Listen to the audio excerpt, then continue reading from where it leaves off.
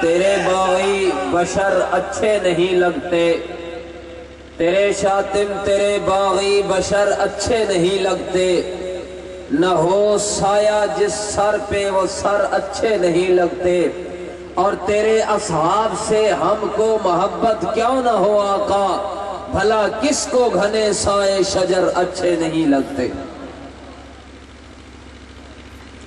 یہ تھے اہل سنت والجماعت کے مرکزی رہنما حضرت مولانا عبد الخالق رحمانی صاحب دامت برکاتہم۔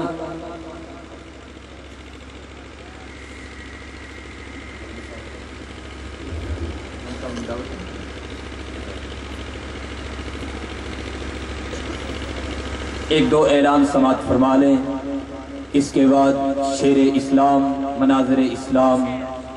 آج کی اس بارات کے دولہ مولانا محمد الیاس گھمن صاحب دامت برکاتہم العالیہ آپ کے سامنے جلوہ فگن ہوں گے۔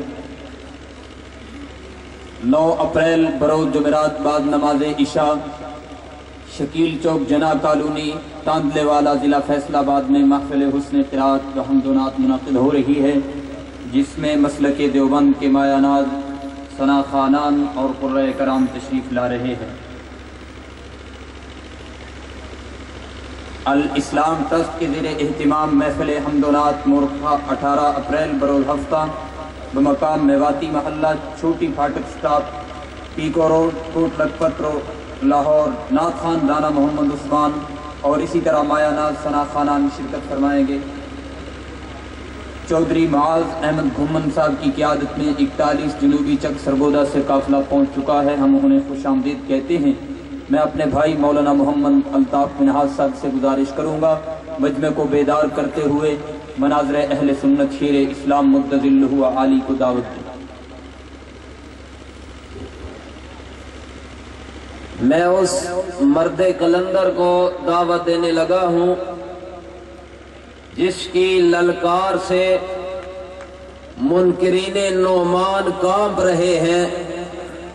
میں اس مرد قلندر کو دعوت دینے لگا ہوں جس کی للکار سے غیر تو غیر اپنے بھی حسد کی آگ میں جل رہے ہیں، لیکن وہ مرد قلندر میدان میں کھڑا ہے اور آواز لگا رہا ہے کہ قاتل میرا نشان مٹانے پہ ہے بضد، میں بھی سنا کی نوک پہ سر چھوڑ جاؤں گا اور میں اپنے ڈوبنے کی علامت کے طور پر دریا میں ایک آدھ بھنور چھوڑ جاؤں گا۔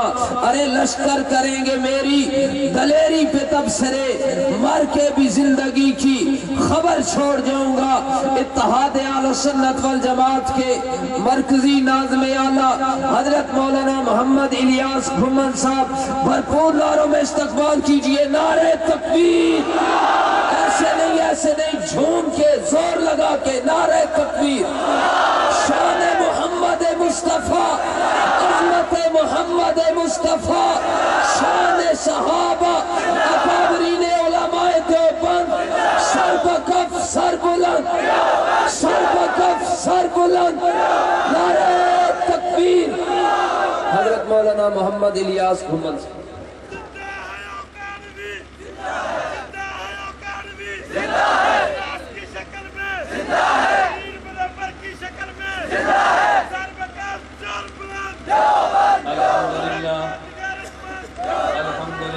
وحده لا شريك له والصلاة والسلام على من لا نبي بعده أما بعد فأعوذ بالله من الشيطان الرجيم بسم الله الرحمن الرحيم اليوم أكملت لكم دينكم اللهم صل على محمد وعلى آل محمد كما صليت على إبراهيم وعلى آل إبراهيم إنك حميد مجيد اللهم بارك على محمد وعلى آل محمد كما باركت على إبراهيم وعلى آل إبراهيم إنك حميد مجيد۔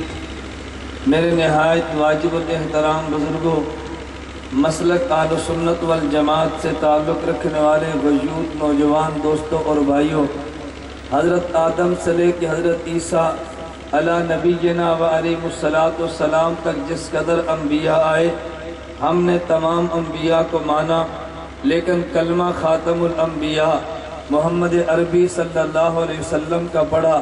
حضرت رسول اللہ پر نازل ہونے والے قرآن سے قبل تورات نازل ہوئی، ہم نے مانا، انجیل نازل ہوئی، ہم نے مانا، زبور نازل ہوئی، ہم نے مانا، مگر ہم نے قرآن کریم کو زندگی کا دستور بنایا۔ ہم سے یہود نے پوچھا انجیل موجود، ہم سے یہود نے پوچھا تورات موجود تھی، تم عمل کیوں نہیں کرتے؟ ہم سے نصارہ نے پوچھا انجیل موجود تھی، تم عمل کیوں نہیں کرتے؟ ہم نے نصارہ اور یہود کو ایک جواب دیا کہ ہم قیامت تک کے لیے آخری نبی کی امت بن کر آئے ہیں، ہمارے نبی آخری تھے، حضرت موسیٰ نبی تھے، ہم نے مانا، عیسیٰ نبی تھے، ہم نے مانا، ہمیں ایسی کتاب چاہیے تھی، ہمیں قیامت تک آنے والے تمام مسائل کا حل دیتی۔ ہم نے تورات کو کھولا، اس میں سارے مسئلے موجود نہیں تھے۔ ہم نے انجیل کو کھولا، اس میں سارے مسئلے موجود نہیں تھے۔ ہم نے قرآن کو کھولا، اس میں سارے مسئلے موجود تھے۔ ہم نے اس لیے قرآن کو مانا کہ تورات ہمارے وقت کے اعتبار سے ناقص نامکمل کتاب ہے، انجیل اس دور کے اعتبار سے نامکمل کتاب ہے۔ ہم نے جب یہود اور نصارہ کو یہ جواب دیا ہم تورات اور انجیل پہ اس لیے عمل نہیں کرتے کہ نامکمل کتاب ہے، ہم سے یہودی نے کہا اگر اس لیے تورات نامکمل ہے، سارے مسئلے تورات میں موجود نہیں ہے، آؤ میں تمہیں بتاتا ہوں تمہارے قرآن میں کتنے مسئلے موجود نہیں ہے۔ عیسائی نے فوراً کہا اگر تم نے انجیل کو اس لیے نہیں مانا انجیل نامکمل کتاب ہے، آئیے پھر میں تمہیں قرآن کریم میں دکھاتا ہوں کتنے مسئلے قرآن میں موجود نہیں ہے۔ میں نے پوچھا وہ کون سا مسئلہ جو قرآن میں موجود نہیں تھا؟ یہودی نے کہا ارے یہ ٹیلی فونک کا دور ہے، اگر لڑکا پاکستان میں، لڑکی بیرون ملک امریکہ میں موجود ہے، ٹیلی فونک اگر نکاح ہو یہ ہو جائے گا یا نہیں ہوگا؟ مجھے مسئلہ قرآن سے پیش کر دے۔ اس نے فوراً کہا اگر ایک آدمی کا خون دوسرے کو دے دے انتقال خون جائز ہے، مجھے قرآن سے ثابت کر دے۔ میں نے یہودی اور عیسائی سے کہا ارے یہ مسئلہ قرآن میں موجود تو نہیں ہے۔ وہ فوراً کہنے لگا تم نے تورات کو اس لیے نہیں مانا، یہ نامکمل کتاب ہے، تم نے انجیل کو اس لیے قبول آج نہیں کیا، یہ نامکمل کتاب ہے۔ پھر اگر میں یہ بات کہہ دوں قرآن بھی نامکمل کتاب ہے، تم قرآن کو بھی چھوڑ دو۔ میں نے کہا نہیں، تورات انجیل اور قرآن میں ایک فرق ہے۔ ارے تورات انجیل قرآن میں فرق ہے، فرق یہ ہے تورات کا متن موجود ہے، تورات کی شرح موجود نہیں ہے، انجیل کا متن موجود ہے، انجیل کی شرح موجود نہیں ہے، مگر قرآن جو کتاب رب نے ہمیں دی ہے اس کتاب اللہ کا متن بھی موجود ہے، احادیث پیغمبر شرح بھی موجود ہے۔ کوئی مسئلہ میں قرآن کے متن سے لے لوں گا، کوئی مسئلہ پیغمبر کی بیان کردہ حدیث قرآن کی شرح سے لے لوں گا۔ وہ فوراً کہنے لگا اگر میں قرآن کی شرح حدیث میں تمہیں سے مسئلہ پوچھو تمہیں بہت سے مسئلے حدیث میں نہیں ملیں گے، پھر تم مجھے جواب کیا دو گے؟ میں نے کہا ہاں کتاب تب بھی مکمل ہے۔ اس نے پوچھا کیسے؟ میں نے کہا کبھی مسئلہ میں قرآن سے دوں گا جو متن ہے، کبھی مسئلہ حدیث سے پڑھوں گا جو شرح ہے، تو نامکمل تو نہ بنی۔ کہتے ہیں بچا۔ میں نے کہا توجہ رکھنا، قرآن نے دو چیزیں دی ہے، پیغمبر کی حدیث نے دو چیزیں دی ہیں۔ ارے ایک چیز کا نام اصول ہے، ایک چیز کا نام فروع ہے، ایک چیز کا نام دلائل ہے، ایک چیز کا نام مسائل ہے، ایک کا نام کلیات ہے، ایک کا نام جزیات ہے۔ میں نے جب قرآن کو کھول کے دیکھا مجھے قرآن نے اصول دیا۔ اگر تمہیں مسئلہ پیش آ جائے قرآن کو کھول لینا۔ پاٹھ 12 نمبر 8 یہ سورہ اعراف آیت نمبر 3 میں موجود تھا، اتبعوا ما انزل الیکم من ربکم۔ اللہ اگر مسئلہ قرآن میں نہ ملے فرمایا میرے پیغمبر کی سنت کو دیکھ لینا، قل ان کنتم تحبون اللہ فاتبعونی۔ 12 نمبر 3 آل عمران سورۃ آیت نمبر 31 میں موجود تھا۔ اللہ پیغمبر کی سنت میں مسئلہ نہ ملے پھر کہاں پہ دیکھو خالق کی طرف سے کہ تم اجماع उम्मत को देख लेना। पारा नंबर 5 सूरत النساء आयत नंबर 115 में ऐलान किया, वमन युशाकिकिर रसूला मिन बाद मा तबय्यन लहुल हुदा व यत्तबि गैर सबीलिल मोमिनीन। अल्लाह अगर इज्मा में न मिले फिर कहां से तलाश करो, फरमाया इज्तिहाद और कियास को देख लेना। पारा नंबर 21 सूरह लुकमान आयत नंबर 15, वत्तबि सबील मन अनाबा इलैया। तुम्हें रब ने मुझे दरस दे दिया। अगर तुम्हें मसला पेश आ जाए कभी किताबुल्लाह को खोल लेना, अगर मसला पेश आ जाए कभी सुन्नत रसूलुल्लाह को देख लेना, अगर मसला पेश आ जाए इजमा उम्मत को देख लेना, अगर मसला पेश आ जाए मुज्तहिद के इज्तिहाद को देख लेना। और जो मसला कुरान ने बयान किया, यही मसला कुरान की शरह ने बयान किया। अल्लाह के पैगंबर ने माज से पूछा, माज तुम यमन जाओगे, लोग मसला पूछेंगे दलील का किताबिल्लाह, हुजूर कुरान से खोल के बता दोगा। अगर माज कुरान में न मिले का सुन्नत रसूलुल्लाह, पैगंबर तुम्हारी सुन्नत से मसला बता दोगा। इल्लम तजिद, अगर सुन्नत में न मिले का हुजूर अज्तहिदु बिराई, मैं इज्तिहाद करूंगा। पैगंबर ने उसूल दे दिए, मसला किताबुल्लाह में होगा, मसला सुन्नत में होगा, मसला इज्तिहाद में होगा। फिर पैगंबर ने एक और उसूल दिया, इन्नल्लाह ला यजमउ उम्मत मुहम्मदिन अला ज़लाला, मेरी उम्मत को अल्लाह कभी ज़लालत पे जमा नहीं करती। मसला इज्मा में देख लेना। फिर तहफ़्फ़ुज़ सुन्नत में शरीक होने वाले सुन्नी नौजवानों, मैं तुम्हें ये बात कहना चाहता हूँ, मैंने यहूदी से कह दिया, अरे मेरे कुरान ने उसूल 4 दिए हैं, एक का नाम किताबुल्लाह, एक का नाम सुन्नत है, एक का नाम इज्मा है, एक का नाम इज्तिहाद है। कुरान की शरह में मेरे पैगंबर ने 4 उसूल दिए हैं, एक का नाम किताबुल्लाह है, एक का नाम सुन्नत है, एक का नाम इज्मा है, एक का नाम इज्तिहाद है। मैंने 4 उसूलों को देखा। अरे यहूदी मेरा चैलेंज है, एक मसला पेश कर दे जो कुरान के उसूलों से हल न हो, अरे एक मसला पेश कर दे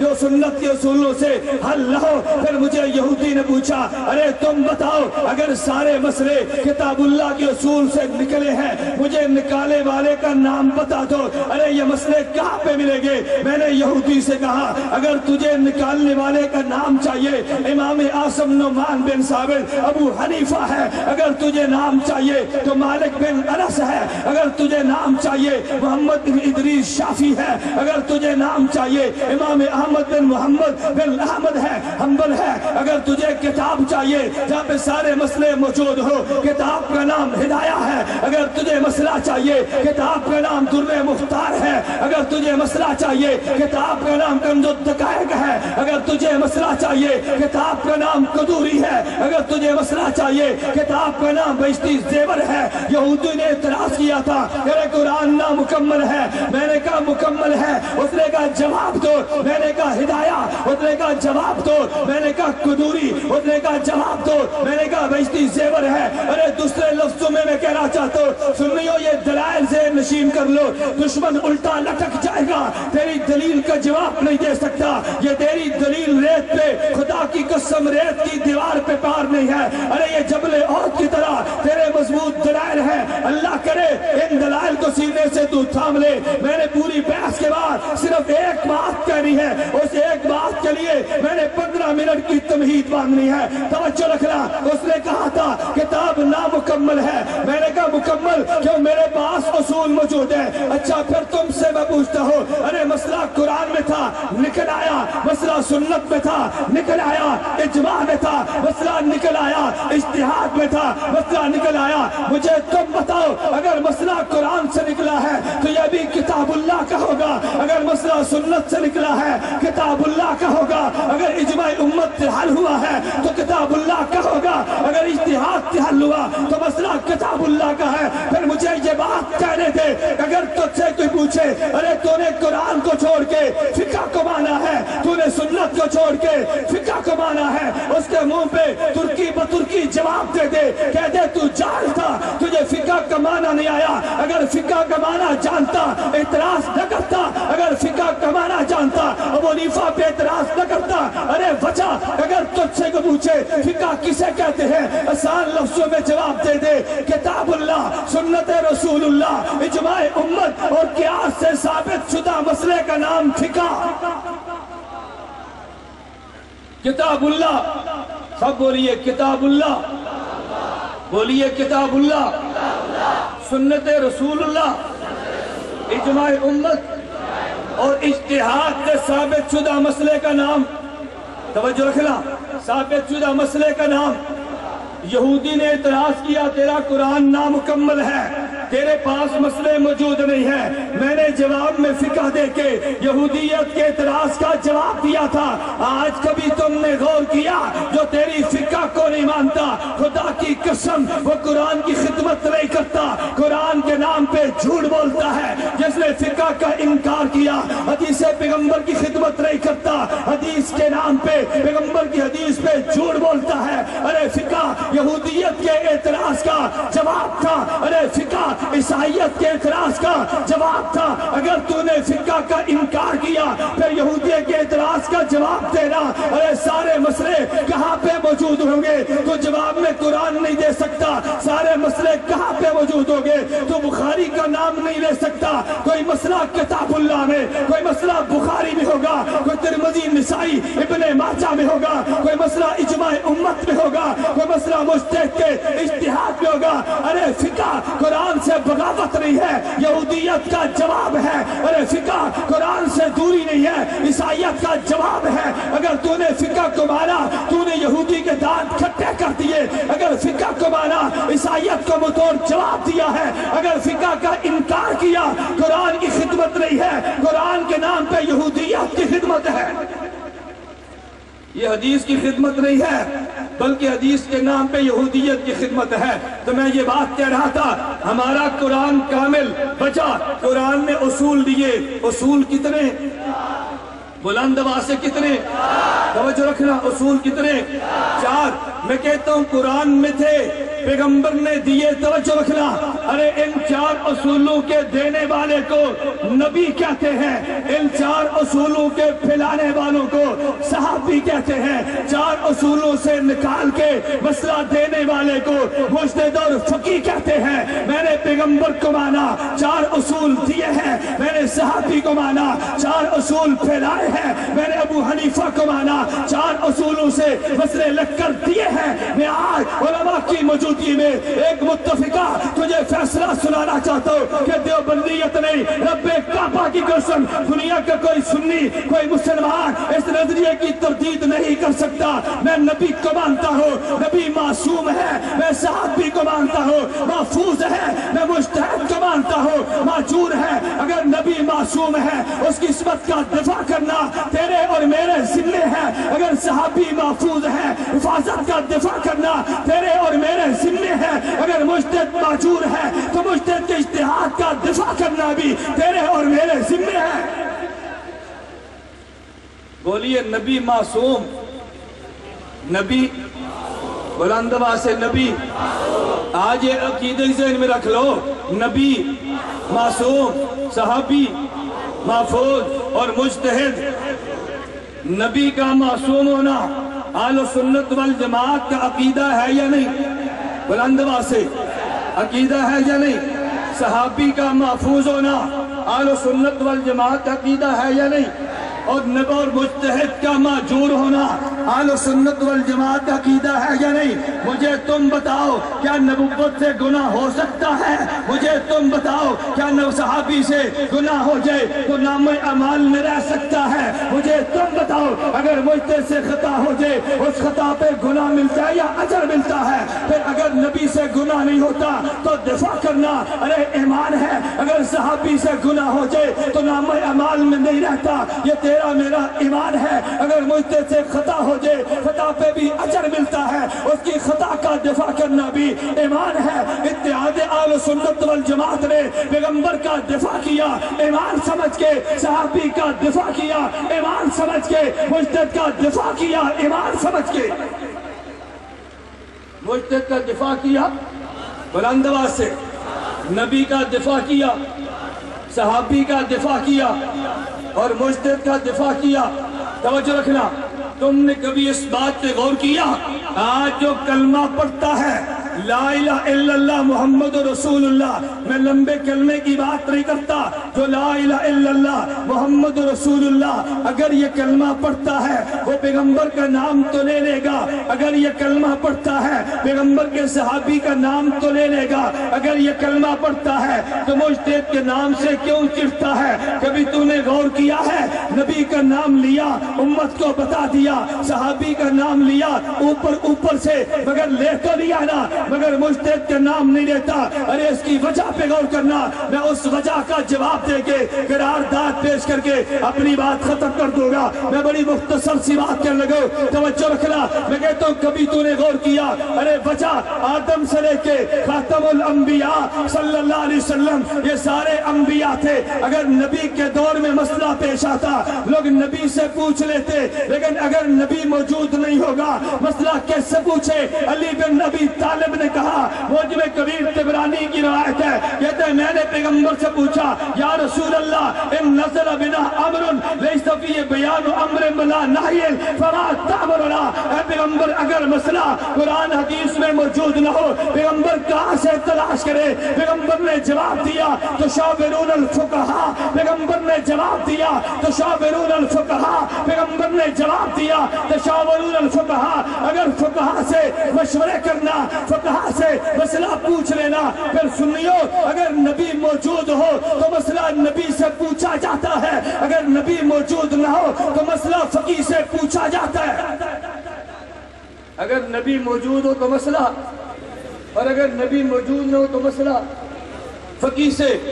نبی کے ساتھ جڑو شیطان دوڑتا ہے یا نہیں؟ بلند آواز سے دوڑتا ہے. اور اگر فقیہ سے جڑو تو پھر, اس لیے پیغمبر نے فرمایا میرے بعد فقیہ کو معمولی نہ سمجھنا. فقیہ واحد اشد علی الشیطان من الف عابد. شیطان ایک فقیہ سے اتنا ڈرتا ہے, شیطان ایک فقیہ سے اتنا ڈرتے, 1000 عابد سے نہیں ڈرتا. شیطان فقیہ سے ڈرتا ہے. یہ پیغمبر نے کیوں فرمایا؟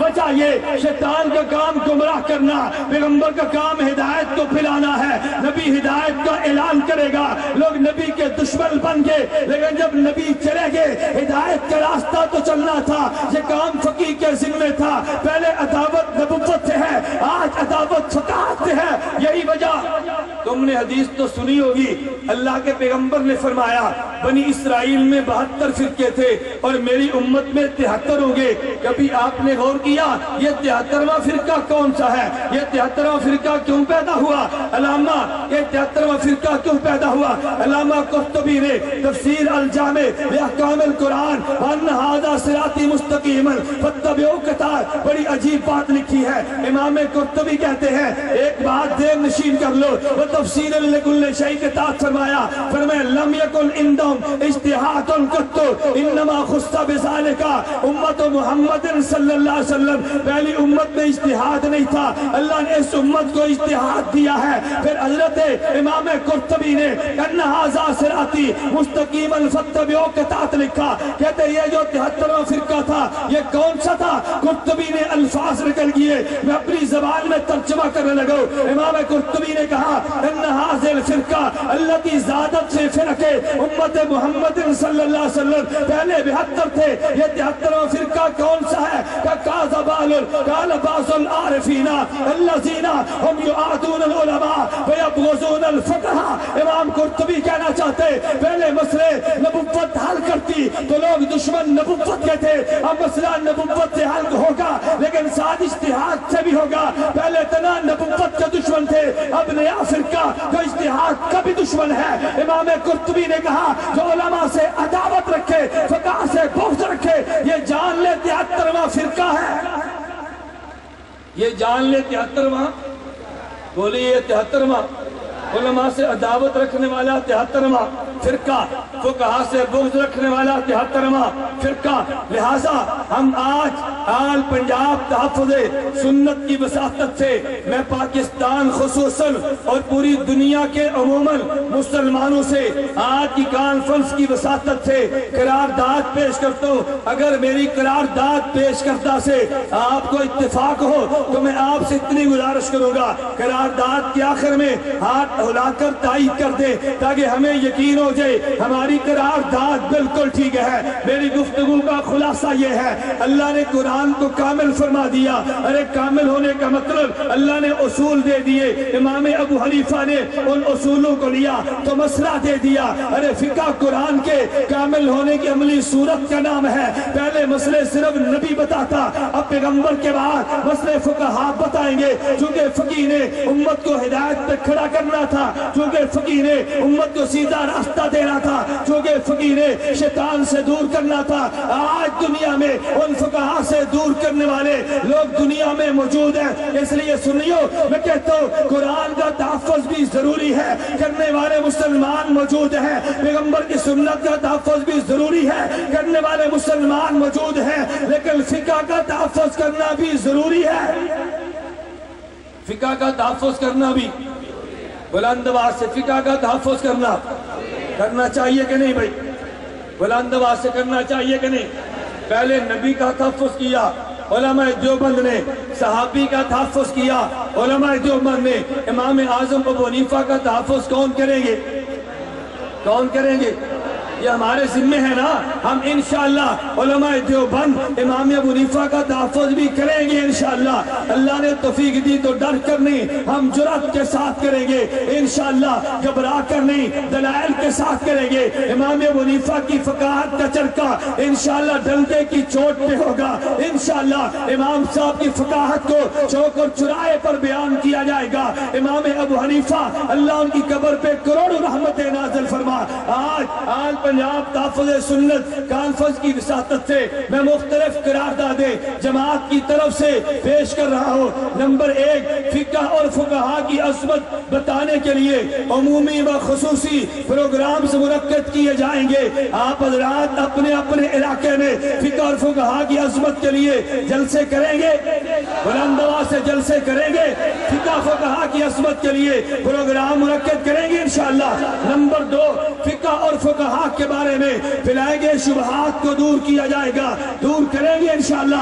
اگر کوئی شبہ پیش کرے اس کو تو دور کر دے، اگر تر سے حل نہیں ہوتا اتحاد سے رابطہ کر دے، اتحاد کے مناظر دور کریں گے انشاءاللہ۔ فقہاء اور فقہاء سے بغض و عناد رکھنے والے افراد کی حوصلہ شکنی کرنا کریں گے انشاءاللہ۔ فقہاء سے بغض رکھنے والوں کی حوصلہ شکنی کرنا، اس کے لیے کئی کام کرنے میرے اور تیرے ضروری ہے۔ نمبر 1، اگر وہ جہاد کا نام لے تو نے اس کو عشر نہیں دینا، اگر جہاد کا نام لے تو نے زکوٰۃ نہیں دینا، اگر تیرے محلے کا امام ہو تو نے اس کے پیچھے نماز نہیں پڑھنی، اگر تیرے علاقے میں ایسا گمراہ طبقہ موجود ہو تو تم حوصلہ شکنی کرو گے، بلند آواز سے حوصلہ شکنی کرو گے۔ نمبر 4، چاروں ائمہ برحق، حضرت امام ابو حنیفہ بھی برحق، امام مالک بھی برحق، امام شافعی برحق، امام احمد بن حنبل بھی برحق۔ ہم چاروں ائمہ کو برحق مانتے ہوئے امام ابو حنیفہ کی تقلید کریں گے۔ اگر سعودیہ میں امام احمد بن حنبل کی تقلید ہو وہ ہمارے بھائی ہے، اگر امام مالک کی تقلید ہو وہ میرا اور تیرا بھائی ہے، اگر امام شافعی کی تقلید ہو تو تیرا اور میرا بھائی، امام احمد کا مقلد ہو وہ تیرا اور میرا بھائی ہے۔ ہم انشاءاللہ ان فقہاء کی تقلید کو، فقہاء کو برحق مانتے ہوئے امام ابو حنیفہ کی تقلید کریں گے انشاءاللہ ثم انشاءاللہ۔ اور 5ویں بات، خاتم الحرمین ملک شاہ عبداللہ حفظہ اللہ تعالی کہ میں اس کانفرنس کی وساطت سے ایک بات کا شکریہ ادا کرتا ہوں، شاید آپ کے علم میں نہیں ہے، ملک عبداللہ نے سعودیہ میں ہیئت و کبار العلماء کے نام سے، جسے آپ پاکستان کی زبان میں کہو اسلامی نظریاتی کونسل قائم کرنے کا اعلان نہیں بلکہ فیصلہ کیا، اور ملک عبداللہ نے اس اسلامی نظریاتی کونسل میں چاروں مسالک کے علماء کو نامزد کیا۔